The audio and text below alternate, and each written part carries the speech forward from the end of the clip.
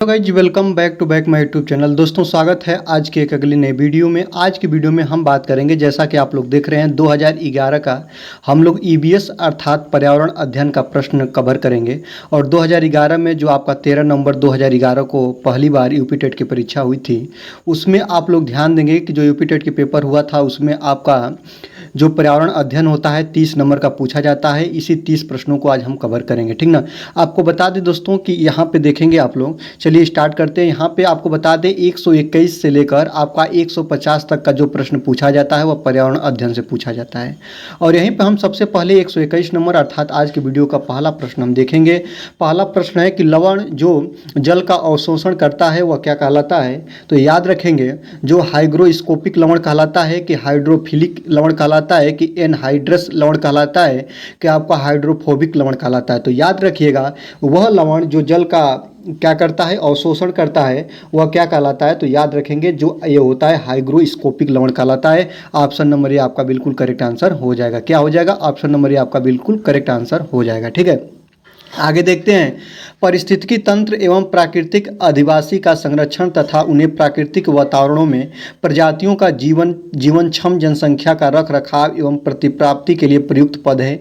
तो यह कोड संरक्षण कहलाता है। याद रखेंगे क्या कहलाता है? कोड संरक्षण कहलाता है कि अपस्थानीय संरक्षण कहलाता है कि स्वस्थानीय संरक्षण कि आपका परिधीन संरक्षण कहलाता है। तो याद रखिएगा, पारिस्थितिकी का वह भाग होता है जो एक दूसरे के रख रखाव के लिए कोडिंग किया जाता है, उसे हम स्वस्थानीय संरक्षण बोलते हैं। ऑप्शन नंबर बी आपका बिल्कुल करेक्ट आंसर हो जाएगा, ठीक है। चलिए आगे देखते हैं। अगला है कि सामुद्रिक कच्छपों अर्थात समुद्री कछुओं को जीवंत जीवाश्म कहा जाता है क्योंकि वे 150 मिलियन वर्षों से अधिक समय से पृथ्वी में उपस्थित हैं।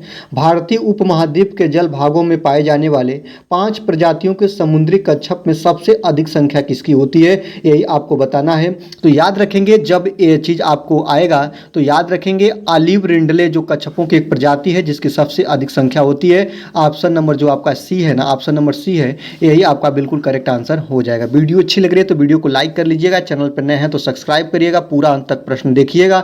प्रश्न का लेवल कैसा बनता है उसी लेवल को मान के आगे 2026 यूपी टेट के एग्जाम की तैयारी आप लोग करेंगे, ठीक है। चलिए 124 नंबर क्वेश्चन की बात करेंगे। 124 नंबर कह रहा है कि विश्व उष्मायन के लिए निम्न में से कौन एक कारक है। तो याद रखेंगे, विश्व उष्मायन के लिए निम्न में से कौन सा एक बेस्ट कारक हो सकता है। तो वाहनों से निकली गैसें, पेड़ पौधों से निकलने वाली गैसें, मंडियों से निकलने वाली गर्म हवा और रसोई गैसें।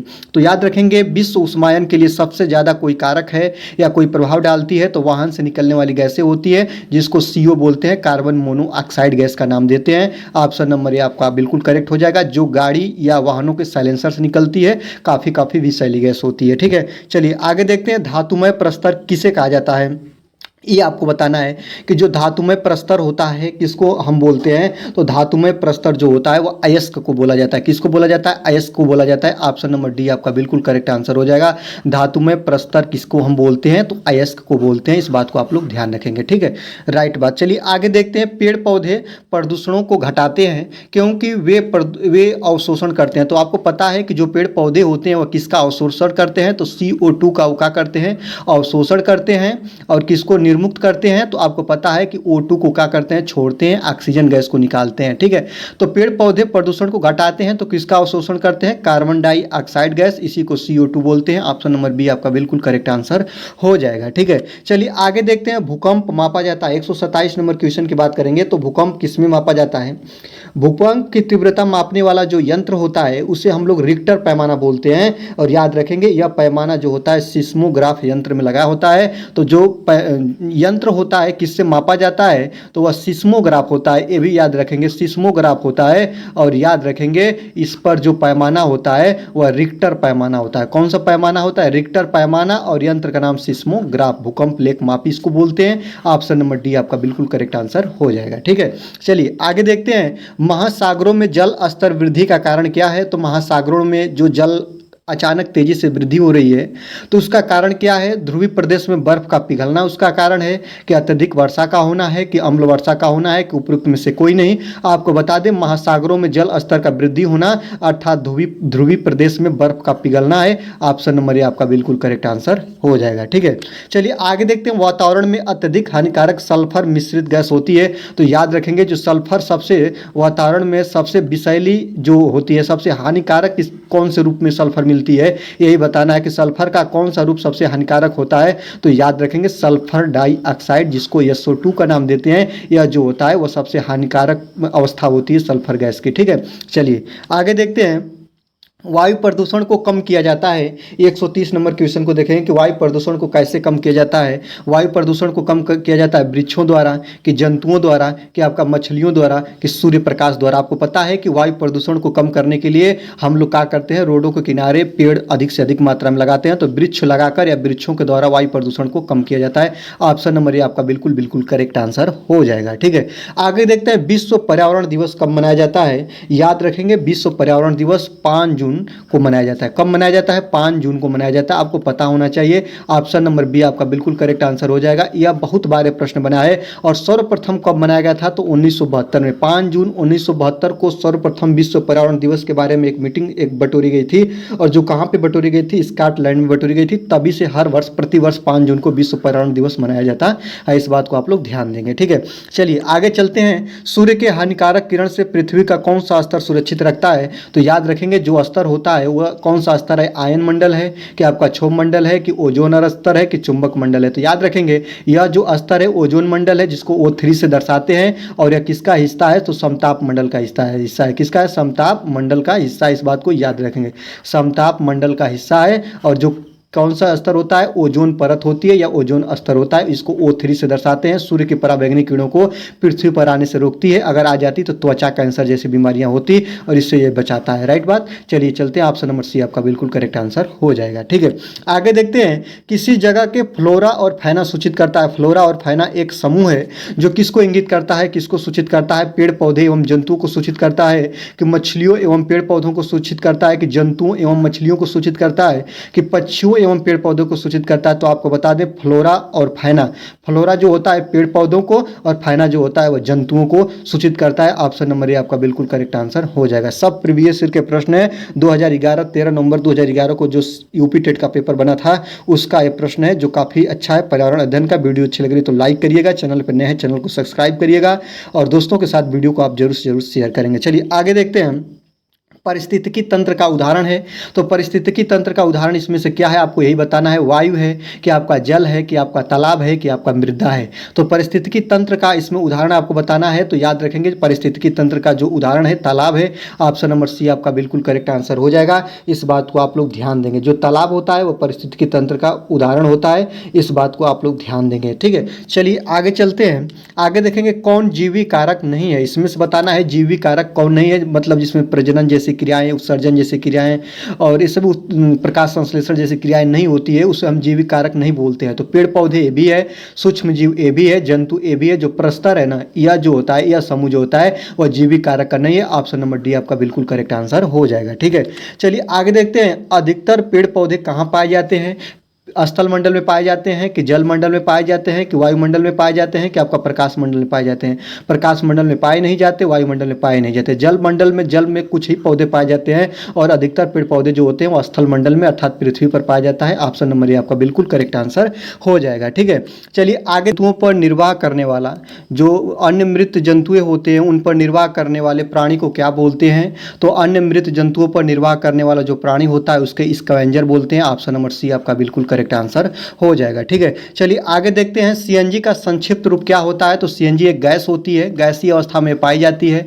इसको कंप्रेस्ड नेचुरल गैस बोलते हैं। ऑप्शन नंबर बी आपका बिल्कुल करेक्ट आंसर हो जाएगा। चलिए आगे चलते हैं। 139 नंबर क्वेश्चन को देखेंगे। 139 नंबर क्वेश्चन क्या कह रहा है कि निम्न में से कौन विश्व उष्मायन का कारण है? तो विश्व उष्मायन का कारण जो होता है आपका वायु प्रदूषण होता है। ऑप्शन नंबर बी आपका बिल्कुल करेक्ट आंसर हो जाएगा। यही है विश्व उष्मायन का, ग्लोबल वार्मिंग का जो कारण कारण होता है यही होता है। ठीक है, आगे देखते हैं। महासागर पृथ्वी पृष्ठ के अधिकांश जगह आवृत किया हुआ है, जो लगभग होता है, आपको पता है दोस्तों, महासागर जो होता है वह पृथ्वी के 3/4 हिस्से पे घिरा हुआ है। ऑप्शन नंबर ये आपका बिल्कुल सही हो जाएगा। ये बात को आप लोग याद रखेंगे। तिहाई भाग जो है, 1/3 भाग जो होता है वह जल से घिरा होता है। ये बात को याद रखेंगे। 3/4 आपका ऑप्शन नंबर ये आपका सही बिल्कुल हो जाएगा। ठीक है, चलिए आगे ले चलते हैं। स्टेलेक्टाइड एवं स्टेलेग्माइट में निक्षेपण होता है। किस चीज़ का निक्षेपण होता है यही आपको बताना है, तो याद रखेंगे कैल्शियम कार्बोनेट का होता है। ऑप्शन नंबर सी आपका बिल्कुल करेक्ट आंसर हो जाएगा। जो स्टेलेग्माइट एवं स्टेलेग्माइट जो होता है वह निक्षेपण करता है कैल्शियम कार्बोनेट का। इस बात को याद रखेंगे, CaCO3 का, इसको आप लोग ध्यान रखेंगे। ठीक है, आगे चलते हैं। निम्न में से कौन वायु प्रदूषण का एक उदाहरण है? तो वायु प्रदूषण का सबसे बढ़िया जो इसमें उदाहरण होगा, आप लोग इसको देखेंगे। जो वायु प्रदूषण का उदाहरण है, धुआं और कुहासा, ये भी वायु प्रदूषण का उदाहरण है। वायु से निकलने वाली, वाहन से निकलने वाली गैस ये भी है। जलती हुई लकड़ी या चारकोल से निकलने वाली गैस ये भी है। तो उपयुक्त सभी होगा। ऑप्शन नंबर डी आपका बिल्कुल सही आंसर हो जाएगा। ठीक है, चलिए 143 नंबर की बात करेंगे। 143 नंबर क्वेश्चन क्या कह रहा है?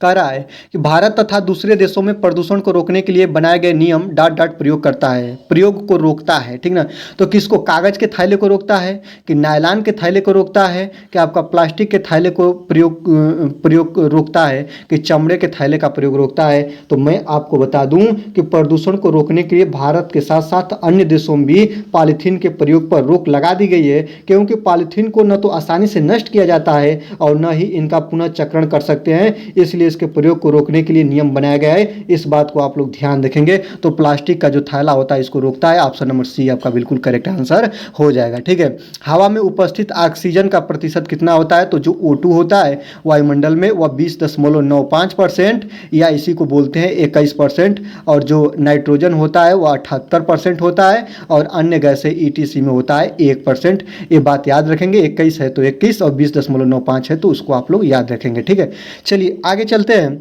परम तापमान पैमाना कौन होता है? तो याद रखेंगे केल्विन पैमाने पर मापे गए ताप को परम तापमान पैमाना बोलते हैं, और डिग्री सेल्सियस में मापे गए पैमाने में 273 जोड़ने पर यह मिलता है। इस बात को याद रखेंगे। और ठीक ना, केल्विन पैमाना जो होता है वो परम ताप पैमाना होता है। ऑप्शन नंबर बी आपका बिल्कुल करेक्ट आंसर हो जाएगा। ठीक है, चलिए आगे चलते हैं। प्रकाश संश्लेषण संपादित होता है सभी पौधों में होता है।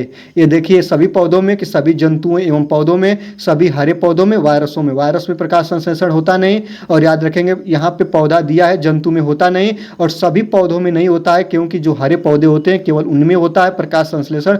ऑप्शन नंबर सी आपका बिल्कुल करेक्ट आंसर हो जाएगा। प्रकाश संश्लेषण वह प्रक्रिया है जिसमें जो पौधे होते हैं, हरे पेड़ पौधे होते हैं, सूर्य के प्रकाश की उपस्थिति में भोजन बनाते हैं। ठीक है, आगे देखते हैं। 147 नंबर क्वेश्चन को देखेंगे।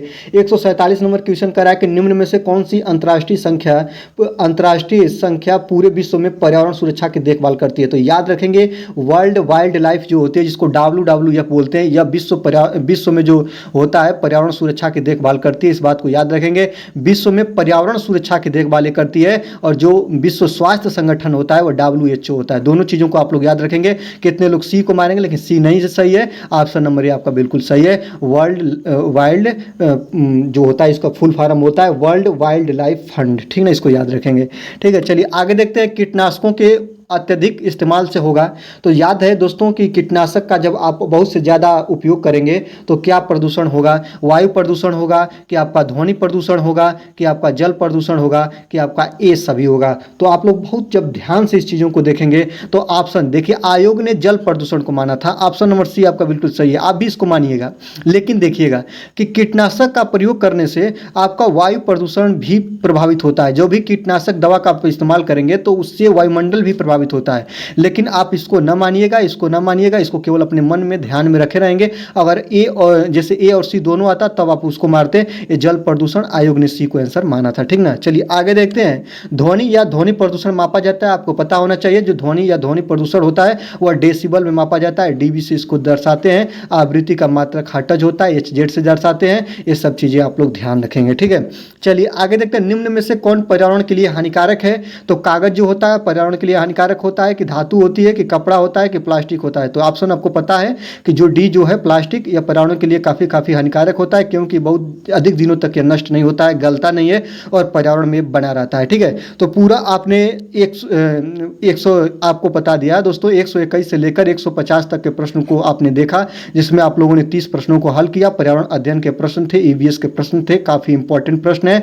अगर आपको ये वीडियो अच्छी लगी तो वीडियो को लाइक करिएगा, चैनल पर नए हैं तो चैनल को सब्सक्राइब करके बेल आइकन को प्रेस करिएगा। और आज के वीडियो में बस इतने ही, दीजिए हमको विदा, मिलते हैं अगले वीडियो में। देखते रहिए अभिषेक एकेडमी।